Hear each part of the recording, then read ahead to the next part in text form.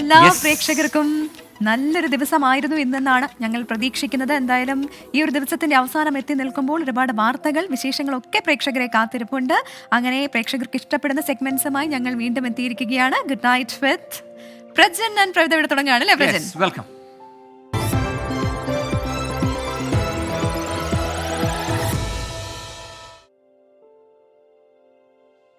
അപ്പൊ എന്നും പറയുന്നത് പോലെ ഇതാ പ്രേക്ഷകരുടെ സമയം കൂടിയാണ്. അടുത്ത 45 മിനിറ്റ് നേരം ഇതാ സ്ക്രീനിലേക്ക് വരുന്നു ആ QR കോഡ്. ഈ QR കോഡ് സ്കാൻ ചെയ്ത് വീഡിയോ കോൾ ചെയ്തുകൊണ്ട് നേരെ 24 പ്രേക്ഷകർക്ക് നമ്മുടെ മാജിക് സ്ക്രീനിലേക്ക് വരാം. നിങ്ങളുടെ കാര്യങ്ങൾ, നിങ്ങളുടെ വർത്തമാനങ്ങൾ, നിങ്ങളുടെ വിശേഷങ്ങൾ, അഭിപ്രായങ്ങൾ, നിർദ്ദേശങ്ങൾ എല്ലാം നേരിൽ വന്ന് നമ്മളോട് പറയാം. ഒപ്പം ലോകമെമ്പാടുമുള്ള മലയാളികൾ നിങ്ങളെ കാണാൻ കാത്തിരിക്കുന്നുണ്ട്. നമ്മളെല്ലാവരും കാത്തിരിക്കുന്നു. അപ്പോൾ പെട്ടെന്ന് വിളിച്ചു തുടങ്ങാൻ. ഇപ്പോൾ കോഡ് സ്കാൻ ചെയ്യാൻ കഴിയുന്നില്ല എങ്കിൽ നേരെ ഫേസ്ബുക്കിലേക്കും ഇൻസ്റ്റാഗ്രാമിലേക്കും പോവുക. അവിടെ ഇതേ കോഡ് പ്രിന്റ് ചെയ്ത് വെച്ചിട്ടുണ്ട്, പിൻ ചെയ്ത് വെച്ചിട്ടുണ്ട് നമ്മുടെ 24ന്റെ പേജിൽ. അവിടെ പോയി കഴിഞ്ഞാൽ എപ്പോൾ വേണമെങ്കിലും സ്കാൻ ചെയ്യാം, നിങ്ങൾക്ക് വിളിക്കാം. അപ്പോൾ അത് ചെയ്യുക. നല്ല ഒരു ഫ്രെയിമൊക്കെ വെച്ചിട്ട് നമ്മളെ വൃത്തിയായിട്ടിരുന്ന് വിളിക്കാം. അത് ഞങ്ങൾ കാത്തിരിക്കുകയാണ് പ്രേക്ഷകരുടെ കോളിനായി. അപ്പോൾ ഇന്നത്തെ ഏറ്റവും പ്രധാനപ്പെട്ട വാർത്തയിൽ നിന്ന് നമുക്ക് പതിവ് പോലെ തുടങ്ങാം അല്ലേ? അർജുനുമായി ബന്ധപ്പെട്ട വിവാദം അവസാനിപ്പിക്കണമെന്ന് മനാഫ്. കുടുംബത്തെ വേദനിപ്പിച്ചുവെങ്കിൽ മാപ്പ് ചോദിക്കുന്നുവെന്നും മനാഫ് പറഞ്ഞു. സൈബർ ആക്രമണങ്ങൾക്കെതിരെ അർജുന്റെ കുടുംബം പോലീസിൽ പരാതിയും നൽകി. തനിക്കെതിരെ ഉയരുന്ന ആരോപണങ്ങളിൽ വ്യക്തത വരുത്താനാണ് കുടുംബത്തോടൊപ്പം വാർത്താ സമ്മേളനം നടത്തുന്നതെന്ന മുഖവുരയോടെയാണ് മനാഫ് തുടങ്ങിയത്. ഒരു മുതലെടുപ്പും നടത്തിയിട്ടില്ല, PR വർക്കില്ല, തന്റെ സ്വഭാവം ഇങ്ങനെയാണ്, വൈകാരികമായി തോന്നിയെങ്കിൽ കുടുംബത്തോട് മാപ്പ് ചോദിക്കുന്നു. ലോറിക്ക് അർജുന്റെ പേരിടുന്നില്ല, 1 രൂപ പോലും പണപ്പിരിവ് നടത്തിയിട്ടില്ല. മുക്കത്തെ പരിപാടിയിൽ സംഘാടകർ പണം തരാമെന്ന് പറഞ്ഞപ്പോൾ അർജുന്റെ മകന് നൽകാനാണ് ആഗ്രഹിച്ചത്. അത് കുടുംബത്തെ വേദനിപ്പിച്ചെങ്കിൽ മാപ്പ് ചോദിക്കുന്നുവെന്നും മനാഫ്. ഈ വിവാദം ഇവിടെ അവസാനിപ്പിക്കണമെന്നും മനാഫ്. നമ്മൾ ഈ വിഷയത്തിൽ ഒരു മുതലെടുപ്പും നടത്തിയിട്ടില്ല. ഇതിലൊരു ഹൈപ്പ് അല്ലെങ്കിൽ ഒരു PR വർക്ക് അങ്ങനത്തെ ഒരു കാര്യം നമ്മളാരും ചെയ്തിട്ടില്ല. ആരെ വൈകാരികമായിട്ട് ഈ വിഷയത്തെ പൊതുവേ ഉള്ള എൻ്റെ ക്യാരക്ടർ ഇങ്ങനെയാണ്. അവർക്കൊരു വൈകാരികമായിട്ട് തോന്നിയിട്ടുണ്ടെങ്കിൽ ഞാനിങ്ങനെയാണ് മനാഫ്. അതിന് ഞാൻ ആദ്യം എന്താ പറഞ്ഞു കഴിഞ്ഞാൽ ഇവരോട് മാപ്പ് ചോദിക്കുകയാണ്.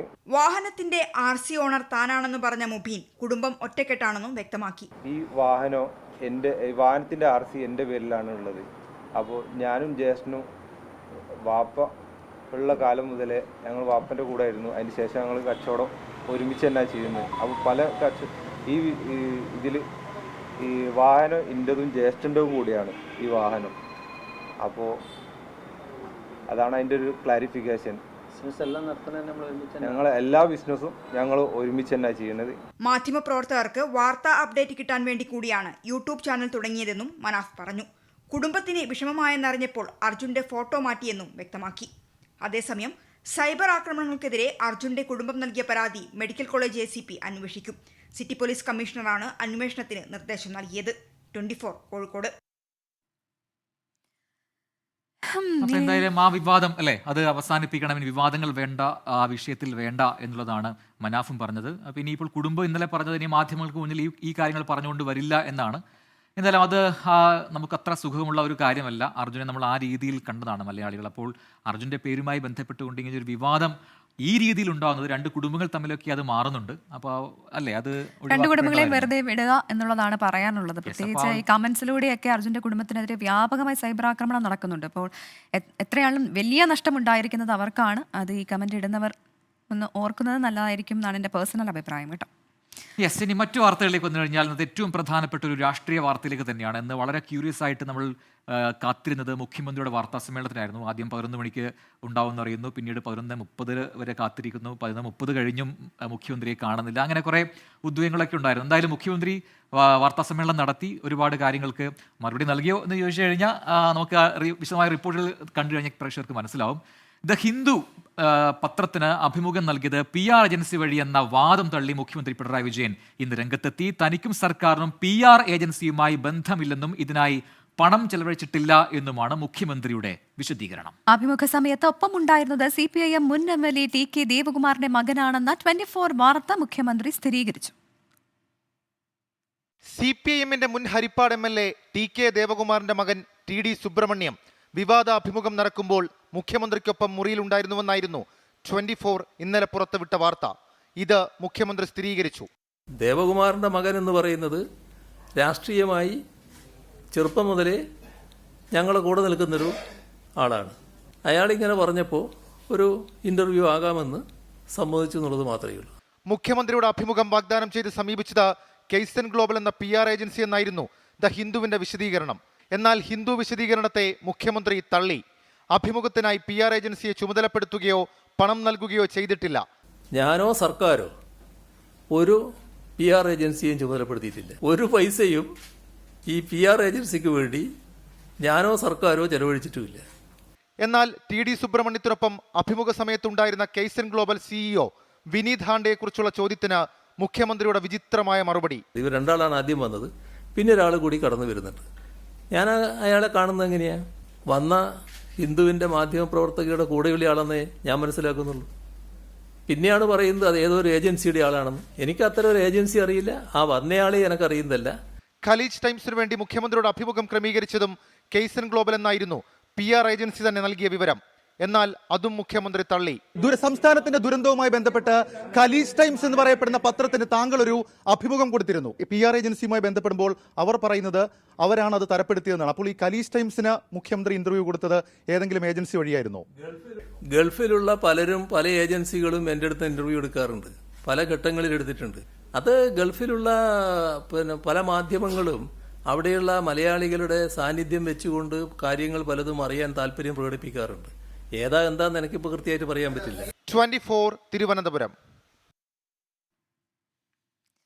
ഇപ്പോൾ ആ വിവാദം അതങ്ങനെ ഒരു സൈഡിലൂടെ പോകുന്നുണ്ട്. പക്ഷെ അതേസമയം തന്നെ അൻവർ ഇതുമായി ബന്ധപ്പെട്ട് വലിയ പ്രതികരണം ഇന്ന് നടത്തിയിരുന്നു. ഈ PR ഏജൻസിയുമായി ബന്ധമില്ലെന്ന് മുഖ്യമന്ത്രി പറയുമ്പോഴും പല ചോദ്യങ്ങൾക്കും മുഖ്യമന്ത്രി മറുപടി നൽകിയില്ല എന്നുള്ളതാണ് സത്യം.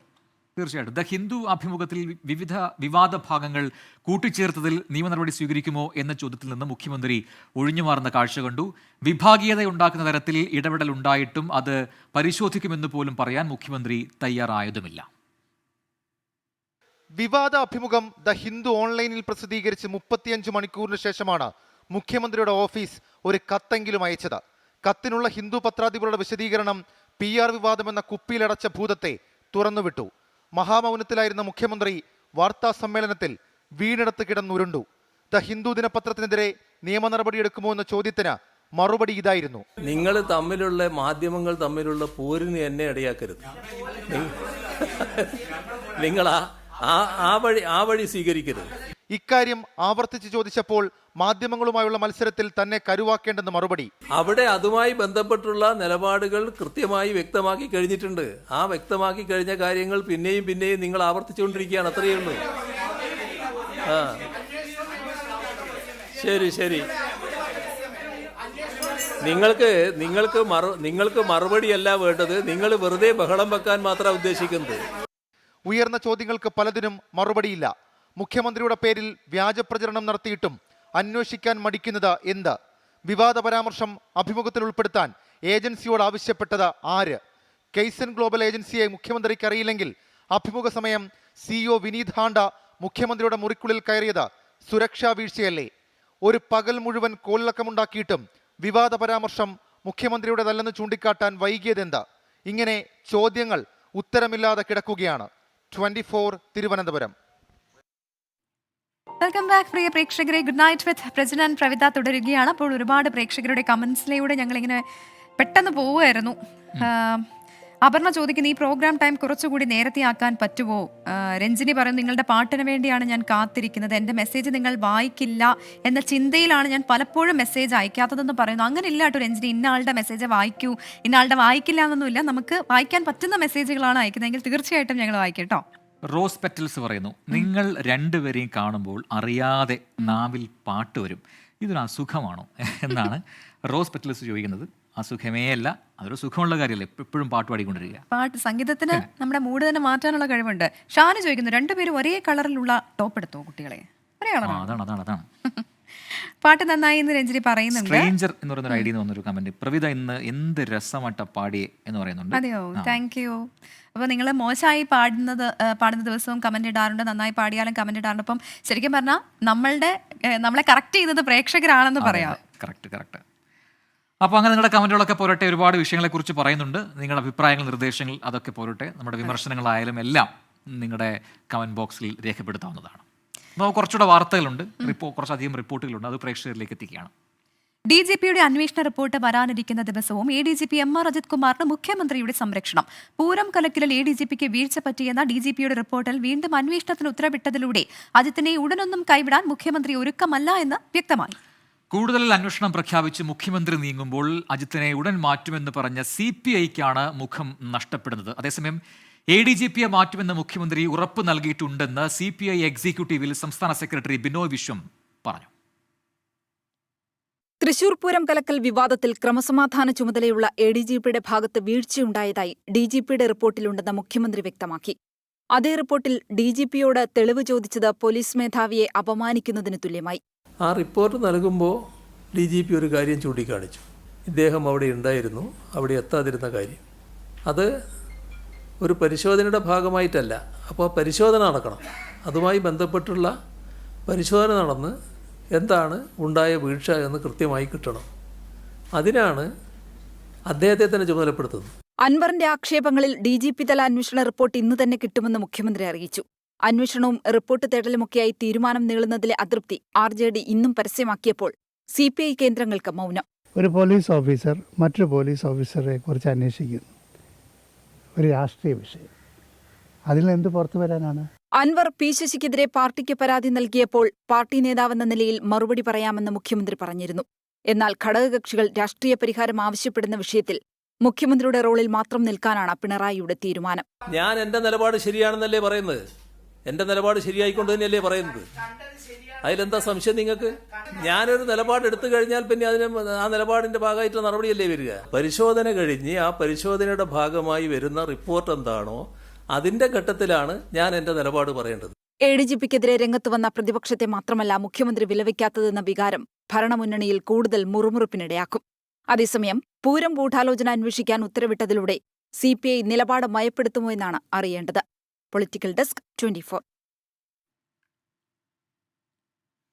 അപ്പോൾ ആ വിവാദങ്ങൾ ഒരുപാടുണ്ട്. വിവാദ വിഷയങ്ങൾ ഏതൊക്കെയാണെന്ന് വെച്ചാൽ ഏതൊക്കെ അല്ലാത്തെന്നുള്ളതാണ്. എണ്ണി ഒരുപാട് വിഷയങ്ങളിൽ സർക്കാരും CPIയും LDFും ഒക്കെ പ്രതിരോധത്തിലാവുന്ന കാഴ്ച. ഇനി LDFിനകത്ത് തന്നെ വ്യത്യസ്ത അഭിപ്രായങ്ങൾ വരുന്നു. അപ്പോൾ നാളെ മുതൽ സഭാ സമ്മേളനം ചേരാൻ പോവുകയാണ്. അപ്പോൾ നിയമസഭയിൽ ഈ വിഷയങ്ങളെല്ലാം ഒരുമിച്ച് അവതരിപ്പിക്കും. ഒരുപക്ഷെ ഒന്നിന് പിറകെ ഒന്നായി പ്രതിപക്ഷം അവതരിപ്പിക്കും എന്ന കാര്യത്തിൽ യാതൊരു സംശയവും. പക്ഷെ അത് സംബന്ധിച്ച് ഇന്നലെ റിപ്പോർട്ടും ഉണ്ടായിരുന്നു. നക്ഷത്രചിഹ്നം ഇട്ട ചോദ്യങ്ങളല്ല പലതും.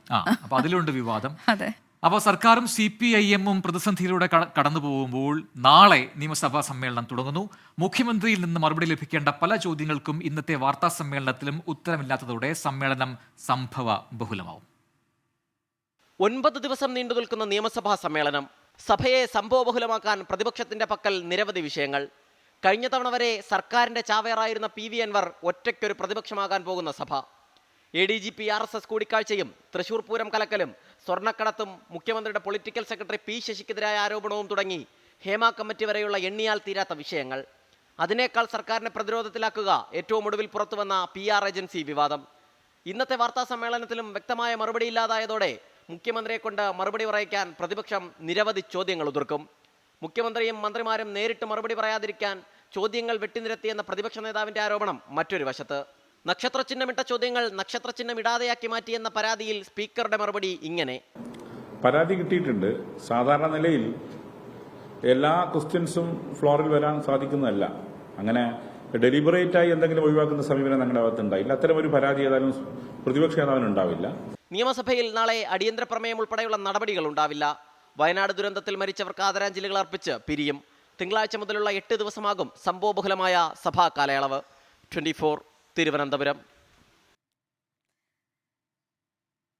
അപ്പോൾ അതൊക്കെയായിരുന്നു ഇന്നത്തെ ഏറ്റവും ഗൗരവമേറിയ അല്ലേ വാർത്തകളും റിപ്പോർട്ടുകളും ഒക്കെ. നമുക്കിനി അല്പം ഒന്ന് അയഞ്ഞു പിടിക്കാം.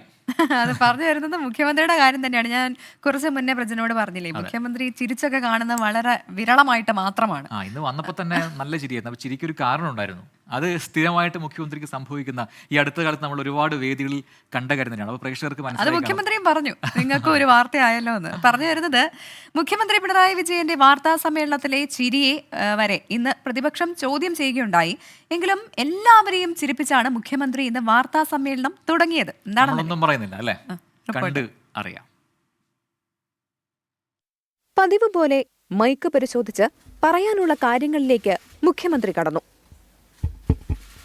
പ്രധാനപ്പെട്ടൊരു കാര്യം തൃശ്ശൂർ പൂരവുമായി ശബ്ദത്തിന് എന്തോ തകരാറുണ്ടല്ലോ CM എന്ന് മാധ്യമപ്രവർത്തകർ. അതെ, അതെന്താന്ന് ഞാൻ വന്നിരുന്നിട്ട് ഓഡിയോ നോക്കിയാൽ അങ്ങനെ ഇരിക്കും. മൈക്ക് ശരിയാക്കാൻ വന്ന ഓപ്പറേറ്ററോടും ചിരി. അതിനുശേഷം മൈക്കും മുഖ്യമന്ത്രിയും തമ്മിലുള്ള ബന്ധത്തെപ്പറ്റി 2 വാക്ക്. അത് മൈക്കിൽ എന്നോട് എപ്പോ ഇങ്ങനെയാണ്.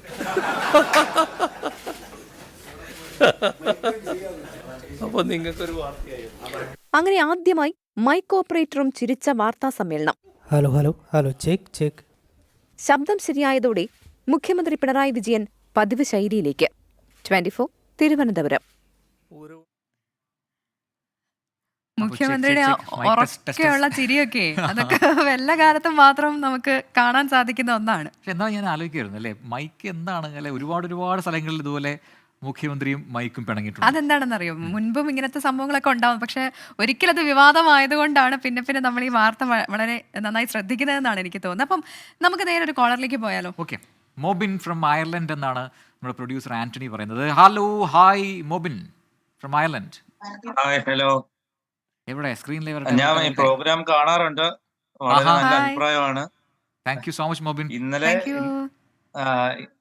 നല്ലതായിരുന്നു. ചേച്ചിയുടെ മകനാണ്, ചേച്ചിയുടെ മകനാണ്. പേര് പറ മോന്റെ. എമിൽ. അപ്പൊ പരിപാടി കാണാറുണ്ട്. ഞാൻ സ്ഥിരമല്ല, നമുക്ക് ബ്രേക്ക് കിട്ടുന്ന സമയങ്ങളിലൊക്കെ നമ്മൾ കാണാറുണ്ട്. അപ്പം ഇത് കണക്ക് ഞങ്ങക്ക് ഇവിടെ ആഴ്ചയിൽ 3 ദിവസമൊക്കെയാണ് ഡ്യൂട്ടി. അപ്പം ഡ്യൂട്ടി ഇല്ലാത്ത ദിവസങ്ങളിൽ ഇപ്പൊ ഇന്ന് എനിക്ക് ഇന്നലെ ഇന്നും നാളെ ഓഫാണ്. അപ്പൊ ഈ ദിവസങ്ങളിൽ നമ്മൾ സ്ഥിരം 24 കാണാറുണ്ട്. ഇന്നത്തെ പാട്ട് വളരെ നല്ല. ഞാനും വൈഫും ഉണ്ടായിരുന്നു. അപ്പം ഞങ്ങള് പുള്ളിക്കാരത്തി നേഴ്സാണ്. ഇത് പ്രിയ. അതെ അതെ അതെ. ചേച്ചിയുണ്ട്, ചേച്ചി നേഴ്സാണ്. നിങ്ങളുടെ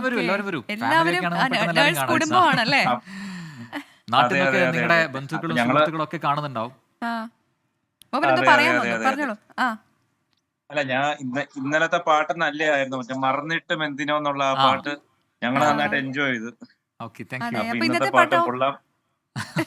വളരെ നല്ലതാണ്, വളരെ നല്ലതാണ്. നാട്ടിലെവിടെയാ? നാട്ടില് ഞങ്ങള് കൊല്ലത്താണ്. കൊല്ലമാണ്. മോൻ എന്തോ പറയുന്നു, ടിവിയിൽ കാണുന്നു എന്തോ പറയുന്നു. അയാളെ TV കാണുന്നു, അതിന്റെ ഒരു എക്സൈറ്റ്മെന്റ് ആണ്. നാട്ടിലുള്ള ആൾക്കാരോട്, സുഹൃത്തുക്കളോട്, ബന്ധുക്കളോട്, വീട്ടുകാരോടൊക്കെ എന്തെങ്കിലും പറയണേ പെട്ടെന്ന് പറഞ്ഞു നമ്മുടെ സ്ക്രീൻ വഴി അല്ലേ? ഓക്കെ. എല്ലാവരും നല്ല ഹാപ്പി ആയിട്ട് ഇരിക്കുക. അത് തന്നെ, സന്തോഷമായിട്ടിരിക്കാത്രേ ഉള്ളൂ. പിന്നെ വയനാടിന്റെ ദുരന്തം, അതിന്റെ വിഷമമുണ്ട്.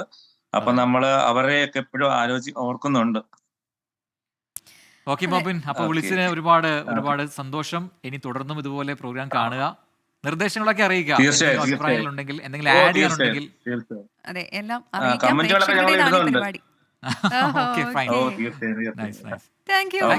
ഒരുപാട് സന്തോഷം സംസാരിക്കാൻ സാധിച്ചതിൽ. അപ്പോൾ നമ്മളെ ഇഷ്ടപ്പെടുന്ന പ്രേക്ഷകർ ഇങ്ങനെ വിളിക്കുമ്പോൾ നമുക്കൊരു നല്ല എനർജിയാണ്, പ്രചോദനമാണ്. പക്ഷെ നമ്മളെ തിരുത്താനുണ്ടെങ്കിൽ അത് പ്രേക്ഷകർക്ക് തിരുത്താം. അതും നമ്മൾ എന്തായാലും പരിഗണിക്കും എന്നല്ല, നമ്മളത് ഉറപ്പായിട്ടും ചെക്ക് ചെയ്യും. കഴിഞ്ഞ ദിവസം പോളണ്ട് എന്നായിരുന്നു, ഇന്ന് അയർലൻഡ് എന്നാണ്, നാളെ ഇനി എവിടെ നിന്നാണാവും. അപ്പോൾ ഇത് അങ്ങനെ ഒരുപാട് പ്രേക്ഷകർ പറയുന്നു ഇതെല്ലാം മറ്റ് രാജ്യങ്ങളിൽ നിന്ന് ആൾക്കാർക്ക് മാത്രമേ കോൾ കിട്ടുന്നുള്ളൂ. അങ്ങനെയൊന്നുമില്ല, എല്ലാവർക്കും വിളിക്കാം എനി ടൈം. അതായത് ഈ പറയുന്നത് കണക്ടിവിറ്റിയുടെ കുറച്ചും കൂടി ബെറ്റർ കണക്ടിവിറ്റി ചിലപ്പോൾ ഉള്ളതുകൊണ്ടായിരിക്കാം, ചിലപ്പോൾ അവരുടെ സമയം കുറച്ചുകൂടി കൺവീനിയൻ്റ് ആണ്. അപ്പോൾ നമ്മുടെ ആളുകളൊക്കെ ഉറങ്ങാനായിട്ട് പോകുന്ന ഒരു സമയം കൂടി ആയതുകൊണ്ടായിരിക്കാം പലരുടെയും കോൾ നമുക്ക് കൂടുതൽ പുറത്തുനിന്ന് വരുന്നത്. അപ്പോൾ നമുക്ക് വിളിക്കാം, 11:30 സമയമുണ്ട്, വിളിച്ച് നോക്കുക, നമുക്ക് സംസാരിക്കാം. യെസ്, അപ്പോൾ വീണ്ടും നമ്മുടെ യാത്ര തുടരുകയാണ്. ഗുഡ് നൈറ്റ് ഷോയിൽ ഒരുപാട് വിശേഷങ്ങൾ ഇനിയും പറയാനുണ്ട്. അപ്പോൾ അടുത്തൊരു സന്തോഷ വാർത്തയിലേക്ക് തന്നെയാണ് പോകുന്നത്. 24 കണക്റ്റിൻ്റെയും കെ ചിറ്റിലപ്പള്ളി ഫൗണ്ടേഷൻ്റെയും സംയുക്ത ഭവന പദ്ധതിയിലൂടെ കൊല്ലത്തും കാസർഗോഡും 2 നിർധന കുടുംബങ്ങൾക്ക് തണലൊരുങ്ങുകയാണ്. ഫ്ലവേഴ്സ് ഹോം പ്രൊജക്ടിന്റെ ഭാഗമായി നിർമ്മിക്കുന്ന വീടുകളുടെ തറക്കല്ലിടിയിൽ നടന്നു.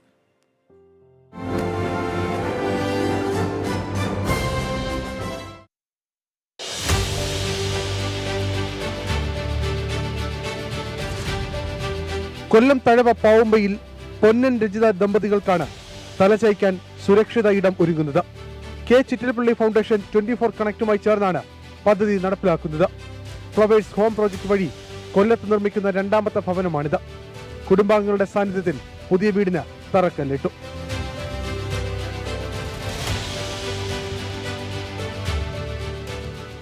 ഞങ്ങൾ മൺകട്ടയ്ക്കകത്ത് കിടന്നതായിരുന്നു. അതിൽ ഇങ്ങനെ വീട് കിട്ടിയോട് സന്തോഷം. ഒരുപാട് നാളത്തെ ആഗ്രഹമായിരുന്നു എൻ്റെ. അങ്ങനെ ചാനലിൽ നമ്പർ കണ്ട് അങ്ങനെ വിളിച്ച് അപ്പം അവിടെ ഉള്ളവരെല്ലാം സഹായിച്ച് ഇത്രത്തോളം എത്തി. അങ്ങനെ വർഷങ്ങളായി തകർന്നു വീഴാറായ വീട്ടിലാണ് ഇരുവരും കഴിഞ്ഞിരുന്നത്. കെ ചിറ്റിലപ്പള്ളി ഫൗണ്ടേഷനും 24നും നന്ദിയെന്ന വാർഡ് മെമ്പർ. അവരുടെ സ്വപ്നമായിരുന്നു, അവർക്ക് ലൈഫ് ഭവന പദ്ധതിയിൽ കൊടുക്കാൻ പറ്റിയില്ല. അപ്പോൾ ഈ വീട് കിട്ടിയത് അവർക്ക് ഏറ്റവും ഉചിതമായിട്ടുള്ള ഒരു കാര്യമാണ്. കാസർഗോഡ് കയ്യൂർ ചീമേനി പഞ്ചായത്തിൽ പുല്ലാഞ്ഞിപ്പാറ സ്വദേശി രേഷ്മയ്ക്കാണ് ജില്ലയിലെ ആദ്യത്തെ വീട് ലഭിച്ചത്. പീലിക്കോട് പള്ളി വികാരി ഫാദർ ജിനോ ചക്കാലക്കൽ വീടിന്റെ തറക്കല്ലിട്ടു. സന്തോഷമായി സാറേ, ഒത്തിരി സന്തോഷമുണ്ട്. ഒത്തിരി കാലമായി ഭവനമില്ലാണ്ട് ബുദ്ധിമുട്ടുന്നത്. ഈ ഭവനം ഒരുക്കി തന്നതിന് 24നും ചിറ്റിയ ഫൗണ്ടേഷനും വളരെ നന്ദി അറിയിക്കുകയാണ്. 24 കണക്റ്റും കെ ചിറ്റിലപ്പള്ളി ഫൗണ്ടേഷനും ചേർന്ന 100 വീടുകളാണ് ഭവന പദ്ധതി വഴി സംസ്ഥാനത്ത് നിർമ്മിച്ചു നൽകുന്നത്. 24 കാസർഗോഡ്, കൊല്ലം. കമന്റ്സിലേക്ക് വന്നു കഴിഞ്ഞാൽ പ്രവി ഇന്ന് അനിയന്റെ മകൾ അമ്നയുടെ ബർത്ത്ഡേയും അനിയത്തി ജിജിനയുടെ വെഡിങ് ആനിവേഴ്സറിയുമാണ്. നിങ്ങളുടെ ഒരു വിഷ് പറയാമോ 2 പേർക്കും എന്ന് റീന സതീശൻ ചോദിക്കുന്നുണ്ട്. അപ്പൊ 2 പേർക്കും ആശംസകൾ. അപ്പം പാതരേണു തേടി അണഞ്ഞു പാടൂന്ന് പവിത്രൻ പറയുന്നുണ്ട്. അത് ഏത് പാട്ടാണ് എനിക്ക് മനസ്സിലായില്ല. നമ്മുടെ പ്രോഗ്രാം 10-നാക്കണം എന്ന് അല്ലമീൻ പറയുന്നു. വിൻസി പറയുന്നു ഇന്ന് പാടിയ പാട്ട് നല്ലതായിരുന്നു, നൈസ് സോങ്. തമിഴ് പാട്ട് 1-2 പാടി നിർത്തി, അതെന്താ എന്ന് ചോദിക്കുന്നുണ്ട്. നമ്മൾ ഒരു റൊട്ടേഷനാണ്. ഇപ്പോൾ തമിഴുണ്ട്, ഇനി തെലുങ്ക് അല്ല അല്ലമീൻ പറയുന്നത് ഇംഗ്ലീഷ് സോങ്ങും അത് വരുന്നുണ്ട്. അതുപോലെ ഹിന്ദി പാട്ടുകളൊക്കെ വരുന്നുണ്ട്. ദിവസങ്ങൾ ഇങ്ങനെ കിടക്കാണല്ലോ, അപ്പൊ നമുക്ക് പാടാം. ഒരു പ്രേക്ഷകൻ ചോദിക്കുന്നുണ്ടായിരുന്നേ, പ്രസിഡന്റ് എങ്ങനെ ഇങ്ങനെ മെലിഞ്ഞിരിക്കുന്നതെന്ന്. സീക്രട്ട് ആണ്, സീക്രട്ട്. എനിക്കും കൂടെ പറഞ്ഞു തരണം കേട്ടോ. നമുക്ക് അടുത്ത റിപ്പോർട്ടിലേക്ക് പോകുന്നു. ഇന്നലെ നമ്മളൊരു പെരുന്നാൾ വിടാൻ പോയില്ലേ? അപ്പൊ ഇന്ന് മറ്റു സ്ഥലത്തേക്ക് പ്രേക്ഷകരെ കൂട്ടിക്കൊണ്ടുപോവുകയാണ്, പാലക്കാട്ടേക്ക്. എല്ലാവർക്കും ഇഷ്ടമുള്ള ഒരു സ്ഥലമാണ്. അതായത് ഇതൊക്കെ നാട്ടിൻ പുറത്തൊക്കെ വന്നു കഴിഞ്ഞാൽ ഞാനൊക്കെ ഈ ചെറുപ്പത്തിലൊക്കെ എല്ലാ തവണയും ഇത് വന്നു കഴിഞ്ഞാൽ അപ്പോൾ പോയി കാണാറുണ്ടായിരുന്നു. എന്തിനെ കുറിച്ചാ പറഞ്ഞു വരുന്നത്? സർക്കസിനെ കുറിച്ചാണ്. 250 വർഷം മുൻപ് ആളുകളെ രസിപ്പിക്കാൻ ആരംഭിച്ച സർക്കസ് ഇന്ന് ആധുനികതയുടെ ഒരറ്റത്ത് വരെ എത്തി നിൽക്കുകയാണ്. അപ്പോൾ എന്താണത്? സൈക്കിൾ യജ്ഞം മുതൽ കണ്ടിട്ടുള്ള മലയാളിക്ക് സർക്കസിന്റെ കാലഘട്ടത്തിനനുസരിച്ചുള്ള വികാസവും നന്നായി അറിയാം. നമ്മൾ കണ്ടിട്ടുണ്ട്, ഓരോ തവണ പുതിയ സർക്കസ് കൂടാരങ്ങളൊക്കെ വരുമ്പോൾ അതിനകത്തുള്ള എന്തൊക്കെയാണ് എന്നറിയാനുള്ളൊരു ക്യൂരിയോസിറ്റി വരും. അവിടെ പോയി കഴിഞ്ഞാലാണ് അയ്യോ ഇത് കൊള്ളാലോ എന്ന് നമ്മളിങ്ങനെ അത്ഭുതപ്പെടുക. അപ്പോൾ ഇന്റർനാഷണൽ താരങ്ങൾ മാത്രം എത്തുന്ന ഒരു സർക്കസ് ഇപ്പോൾ പാലക്കാട് നടക്കുന്നുണ്ട്. പഴയകാല നമ്പറുകളൊക്കെ പാടെ മാറ്റി അത്യാധുനിക രീതിയിൽ അണിയിച്ചൊരുക്കിയിട്ടുള്ള ആ സർക്കസ് കൂടാരത്തിലേക്കാണ് നമ്മുടെ യാത്ര. അതെ, പ്രേക്ഷകരെയും കൊണ്ടുപോവുകയാണ്. ഞങ്ങളുടെ പ്രതിനിധി നിഖിൽ പ്രമേഷ് ഇവിടെ തയ്യാറായി നിൽപ്പുണ്ട്. ഹലോ പ്രജിൻ ആൻഡ് പ്രവിത, ഞാനിപ്പോൾ പാലക്കാട് സ്റ്റേഡിയത്തിലാണുള്ളത്. ഇവിടെ കഴിഞ്ഞ കുറേ ദിവസമായിട്ട് ഒരു അടിപൊളി സർക്കസ് നടക്കുന്നുണ്ട്. നമ്മുടെ നാട്ടിലൊക്കെ ഉള്ള, കേരളത്തിൽ തന്നെയുള്ള ഒരുപാട് സംഘങ്ങളുടെ സർക്കസുകൾ കണ്ടിട്ടുണ്ട്. ഇത് പക്ഷേ തികച്ചും വ്യത്യസ്തമാണ്. ഒളിമ്പ്യൻ സർക്കസാണ്. നമുക്ക് അതിൻ്റെ അകത്തേക്ക് പോയി നോക്കാം. കുറച്ച് നേരം ഞങ്ങൾ ഇരുന്ന് കണ്ടു. ഭയങ്കര രസകരമാണ്. സാധാരണ സർക്കസുകളിൽ നമ്മൾ കാണുന്ന പഴയ നമ്പറുകളൊന്നുമല്ല, നല്ല പുതുപുത്തൻ നമ്പറുകളുമായിട്ടാണ് അവർ ഇത്തവണ എത്തിയിട്ടുള്ളത്. നമുക്ക് എന്തായാലും പോയി നോക്കാം എന്താണ് ഒളിമ്പ്യൻ സർക്കസ് കാത്തു വച്ചിട്ടുള്ള അത്ഭുതങ്ങളെന്ന് നമുക്ക് നേരിട്ട് കണ്ടു മനസ്സിലാക്കാം.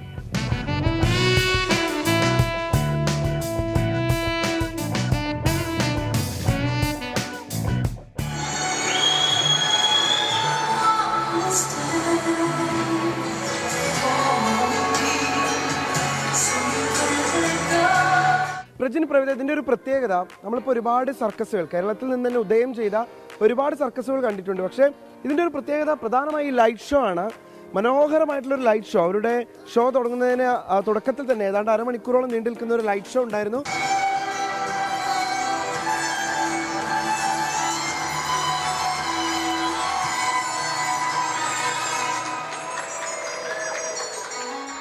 ഇന്റർനാഷണൽ താരങ്ങളാണ് ഇവരെല്ലാവരും. ഇത് ഇന്ത്യയിലെ വിവിധ സംസ്ഥാനങ്ങളിൽ നിന്നുള്ള ആളുകളുണ്ട്, ഇന്ത്യക്ക് പുറത്തു നിന്നുള്ള താരങ്ങളുണ്ട്. അവരെല്ലാവരും അണിനിരുന്നാണ് ഏതാണ്ട് 2 മണിക്കൂറിലധികം സമയം നമുക്ക് വേണ്ടി ചിലവഴിച്ചത്. ഇതിന്റെ ക്യാമ്പ് മാനേജർ ദേവാനന്ദ് നമ്മളോടൊപ്പം ഉണ്ട്. ഇതുപോലത്തെ ലൈറ്റ് ഇന്ത്യൻ സർക്കസിൽ ഇവിടെ ഇല്ല. ലൈറ്റിനെ മാത്രമല്ല, ഇത് എത്യോപ്യക്കാർ, പിന്നെ അതുപോലെ മെക്സിക്കോ, പിന്നെ മണിപ്പൂരി, എല്ലാവരും നല്ല ഇതായിട്ട് പെർഫോമൻസ് ചെയ്യുന്നത്. ചേട്ടാ എങ്ങനെയുണ്ട്? സൂപ്പർ അല്ലേ? സൂപ്പർ നല്ല സൂപ്പർ പാലക്കാട് നല്ല.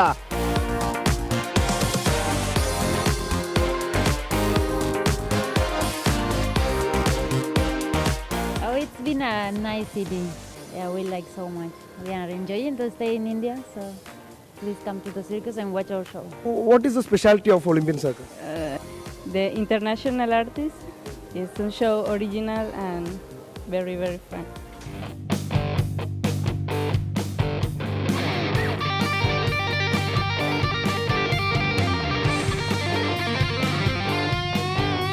കുട്ടികളുടെ എന്റർടൈൻമെന്റിന് വേണ്ടി നല്ലൊരു പരിപാടി.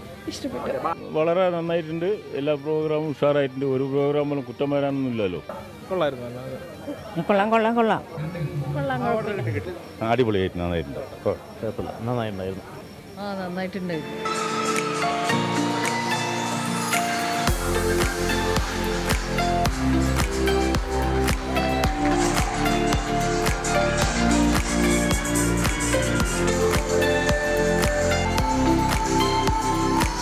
ഇനി 13-ാം തീയതി വരെയാണ് ഇവിടെ ഉള്ളതെന്നാണ് അവർ പറഞ്ഞത്.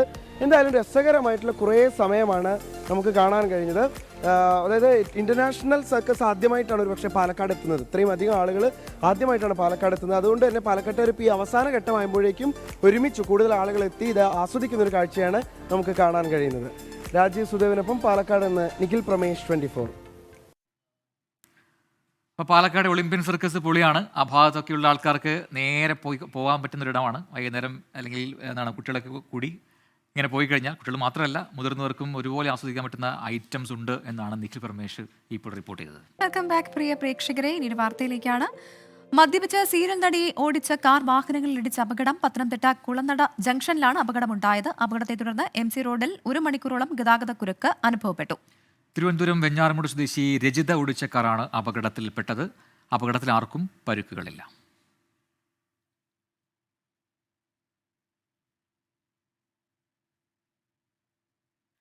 അപ്പോൾ നമ്മുടെ ഇന്നത്തെ സമയം പൂർത്തിയാവുകയാണ്. ഒരുപാട് കമൻറ്റുകൾ വന്നിട്ടുണ്ട്. അതിലേറ്റവും അവസാനമൊക്കെ വന്ന കമൻറ്റുകൾ ഈ പറയുന്നത് പോലെ കിരീക്കാടൻ ജോസിനെ ഓർത്തെടുക്കുന്ന ഒരുപാട് പ്രേക്ഷകരുണ്ട്. എല്ലാവരും പറയുന്ന ആ ഒറ്റ പേരിലാണ് കിരീക്കാടൻ ജോസ്. അതിനുശേഷം ഒരുപാട് വില്ലൻ കഥാപാത്രങ്ങളൊക്കെ ചെയ്തെങ്കിലും ആ പേരിലാണ് മോഹൻരാജ് ഇന്നോളം അറിയപ്പെട്ടത്, അല്ലേ?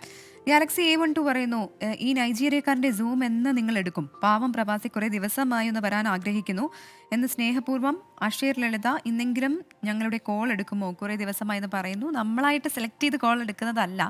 അപ്പോൾ നിങ്ങൾ ഇനിയും വിളിക്കൂ, ഉറപ്പായിട്ടും അടുത്ത ദിവസങ്ങളിൽ കിട്ടാതിരിക്കില്ല. അതെ. അപ്പോൾ എന്താ കുട്ടികളൊരു എനർജി കുറവെന്ന് ചോദിക്കുന്നു റീന സതീശൻ. അങ്ങനെ ഉറക്കം വരുന്നുണ്ട് ആളുകൾ? ഉറക്കം തീരെ വരുന്നില്ല.